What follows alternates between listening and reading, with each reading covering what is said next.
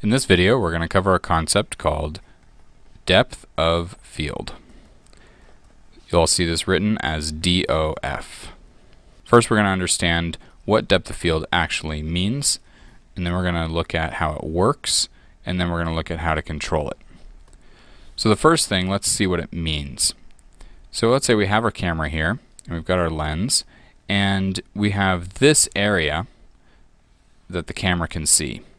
Now in that area we might have a tree here and maybe some apples, and what we're actually going to take a photograph of is the tree. That means that this area here that contains the tree, this distance from the camera to this distance of the camera is the area that we're interested. It's the area we want to be in focus.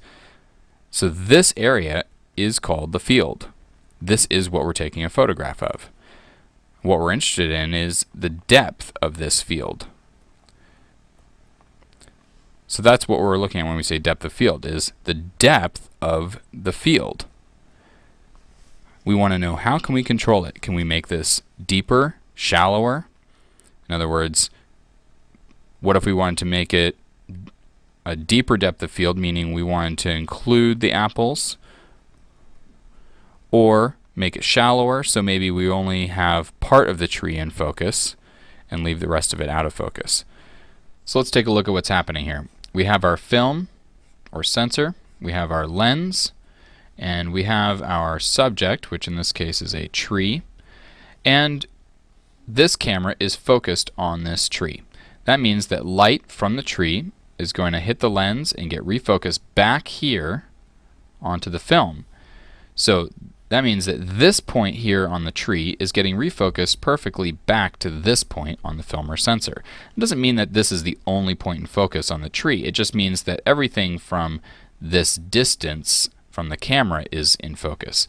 Really, any point along this line, when we're focused here, any point along this line is going to get refocused perfectly back to here on the film.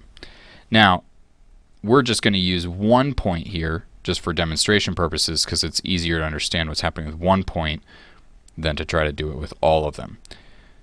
So this point here that we're focused on, as we get closer to it, it gets more and more in focus, and as we get farther away from it, it gets more and more out of focus.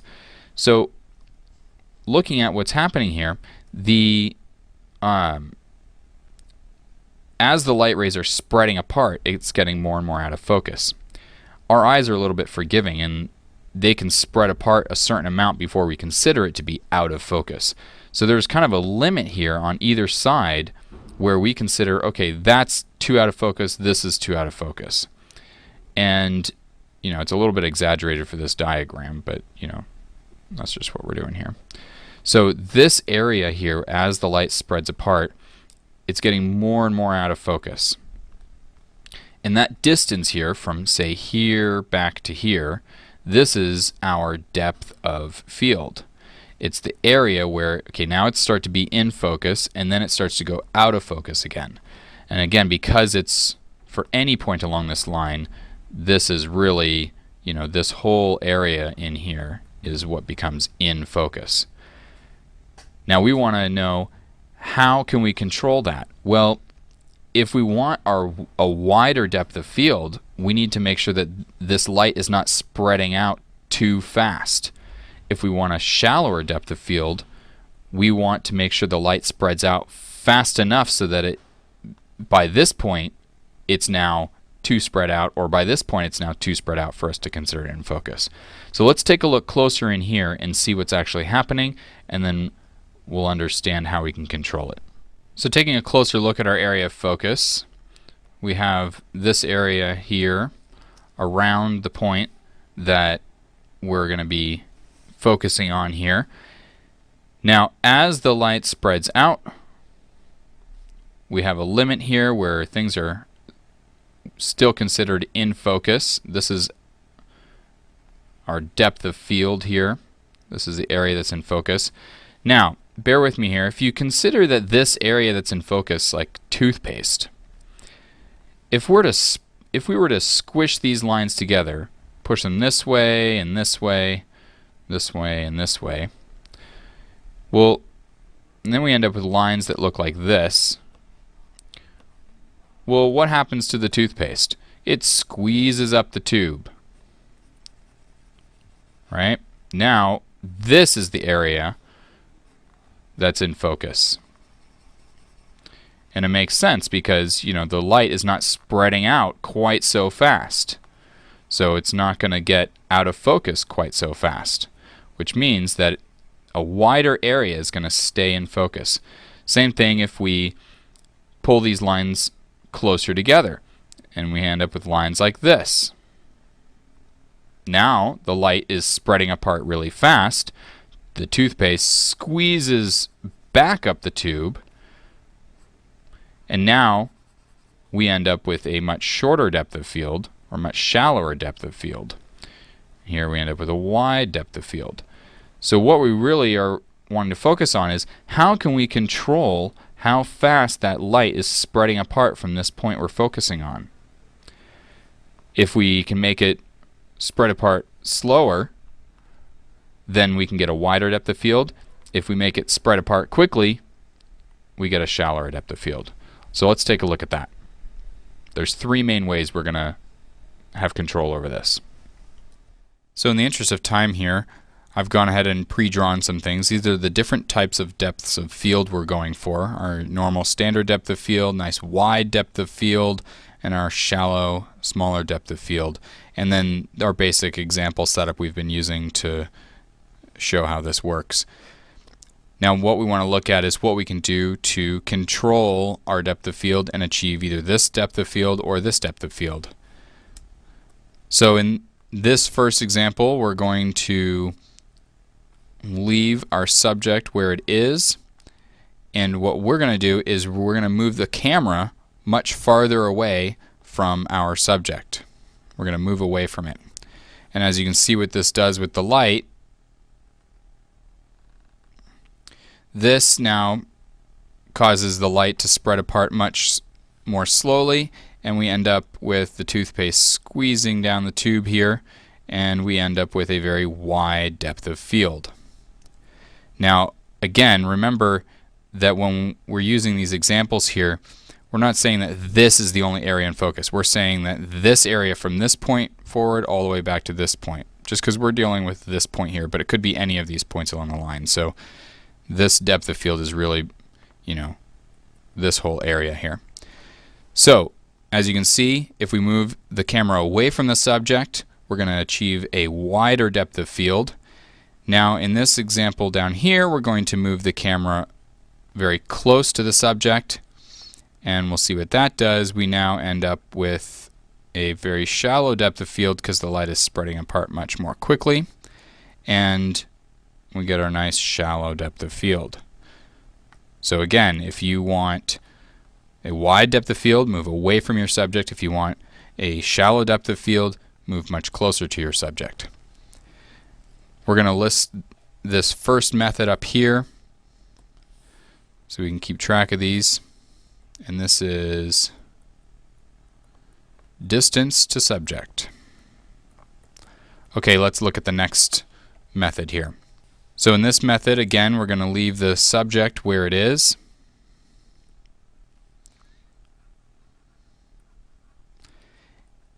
Now, before we continue here, I want to explain something.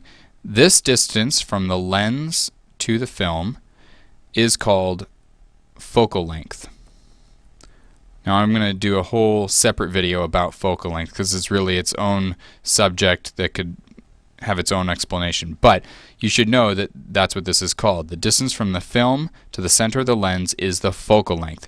And you'll see this measured in millimeters. So for instance, your lens might have a rating saying it's a 28 millimeter lens or a 35 millimeter lens, or it could be a 300 millimeter lens. And what that's referring to is this distance. And we're going to use a change in the focal length to adjust our depth of field. So let's see how that works. So we're going to leave the film where it is. For both of these examples, we're going to leave the film in the same place and leave our subject in the same place. So we're not actually moving any closer to our subject or farther away. What we are going to do is we're going to adjust the focal length. So if we want a wide depth of field, we want to have our lens closer to our film so that we end up with a nice wide depth of field. So as you can see, we'll have a nice wide depth of field here. Toothpaste squeezes down the tube as these get tighter together, and we end up with our wide depth of field. Now we're going to move the lens a lot farther from the film, and as you can see, that's now going to achieve a nice shallow depth of field because the light is going to be spreading apart much more quickly than before with a nice short focal length. So here's our focal length is nice and long to achieve a shallow depth of field, and nice and short to achieve a wide depth of field. Now again, this is a very exaggerated example of what's going on just so you can see, but this is actually what's happening. So let's list that over here up in our second way we can adjust our depth of field here,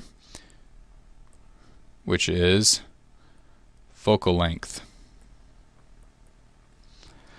Okay, so let's take a look at the third method of adjusting our depth of field.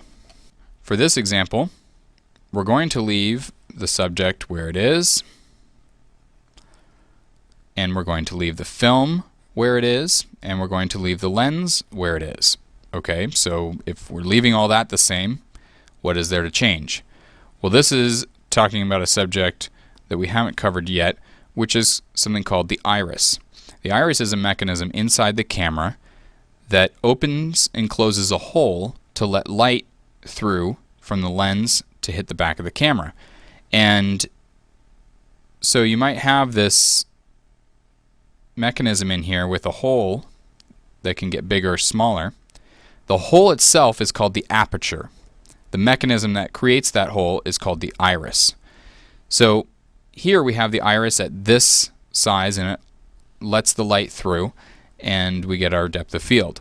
Now what happens if we have our iris here, but instead of a nice big hole, now we're just going to open it up just a little bit. We're only going to open up this little hole here and let some light through. Well, what happens? Well, our light can only go so far in terms of spreading out. And as you can see, what we end up with is this nice wide depth of field. Does that make sense? So by closing down this aperture, we end up with a wider depth of field. When we open it back up, we end up with a shallower depth of field. Now the size of the aperture is often referred to as an f-stop. And you'll often see this on your lens as either f-stop or f-number or on the display on your camera. And this is referring to the size of that hole. The way the rating scale for an f-stop actually works in reverse to the size of the hole, meaning that if you have an f-stop of 1.4, for instance, you're looking at a very wide open aperture. Then you go up the f-stop scale to say 2.8, and now it's closed down a little bit more, then 5.6, then 11. These are examples of f-stop numbers you may see. The higher up the f-stop scale you go, the smaller the aperture. And this is important because you can think of it as the higher the f-stop, the wider your depth of field. Because if we go all the way up to 11 here, we're getting a nice closed down iris with a small aperture, so we get a nice wide depth of field. So think of it this way: we have a large aperture to a small aperture. Okay, and then we have a small depth of field to a wide depth of field. Okay, so let's mark this down as our third method here for adjusting depth of field, which is the aperture, or f-stop. So we have our subject distance, we have focal length, and we have aperture or f-stop. So if we want to look at what these do, if we want a nice wide depth of field, we want our subject far. If we want a shallow depth of field, we want our subject close. If we want a wide depth of field, we want a short focal length. For a shallow depth of field, we want a long focal length. So for aperture, if we want a wide depth of field, we want a small aperture, which of course means a large f-stop.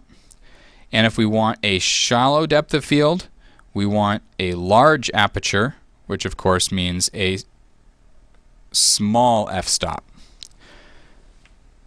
So I hope this video has given you a good overview of depth of field and what it means and how it works. If you have any questions, feel free to leave it in a comment and I will answer it as best as I can. We glossed over a lot of things here. There's lots of details and exceptions and so on and so forth about how this all works, and those are subjects for later videos, but I hope this has helped give you a good understanding.